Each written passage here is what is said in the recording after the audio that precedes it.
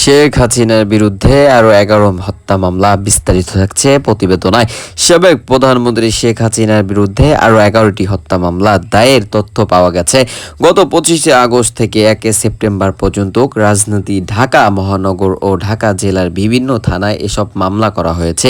ছাত্র জনতার অভ্যন্ত ৫ আগস্ট হাসিনার প্রধানমন্ত্রী পদ ছেড়ে ভারতে চলে যান। এরপর ১ সেপ্টেম্বর পর্যন্ত তার বিরুদ্ধে ১০৫টি মামলা তথ্য পাওয়া গেল। এর মধ্যে ৯৭টি হত্যা মামলা। সর্বশেষ তথ্য পাওয়া ১১টি মামলা শেখ হাসিনা, তার ছেলে সজীব ওয়াজেদ জয়, আওয়ামী লীগের সাধারণ সম্পাদক ওবায়দুল কাদের, সাবেক রাষ্ট্রমন্ত্রী আসাদুজ্জামান খানকে, সাবেক আইনমন্ত্রী আনিসুল হক সহ আওয়ামী লীগের শীর্ষ পর্যায়ে নেতাদের আসামি করা হয়েছে।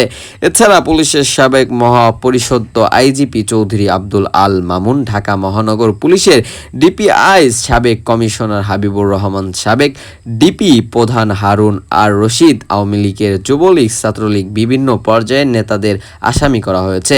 মামলার এজারা গুলিতে শেখ হাসিনার জন্য আসামির বিরুদ্ধে বাদী তার অভিযোগ, রাজনীতি রাজবাড়ী, মিরপুর, সাভার ও আশুলিয়ার গত ১৫ জুলাই থেকে ৫ আগস্ট পর্যন্ত কোটা সংস্থা আন্দোলনের সময় নিরাহী আন্দোলনকারীদের হত্যার উদ্দেশ্য আওয়ামী লীগের যুবলীগ ছাত্রলীগ স্বেচ্ছাসেবক লীগ সহ র্যাব, পুলিশ, বিজিবি সদস্য নির্বাচন গুলি চালানোর গুলিবিদ্ধ হয়ে তাদের শরণার্থী মারা যান। মামলায় কাগজপত্রে তথ্য অনুযায়ী যাত্রাবাড়িতে গুলিতে মারা যান মোহাম্মদ সিজান ও আসাদুল হক, মিরপুরে রীতা আক্তার ও মিজানুর রহমান, সাভারে মেহেদি হাসান, আল আমিন, ইসলাম, আব্দুল কাইয়ুম ও আব্দুল আহাদ। এছাড়াও গুলিতে আশুলিয়া মারা যান জাহিদুল ইসলাম, শাহেক আসারুল ইয়াসিন ও শাওন। গত ৩১ আগস্ট যাত্রাবাড়ি থানায় করা সিজান হত্যা মামলায় বলা হয়েছে, গত ২০ জুলাই আন্দোলনকারীদের পানি পান করানোর উদ্দেশ্য রায়েববার যান সিজান। তখন ১০ থেকে ১২টি গাড়ি, পুলিশ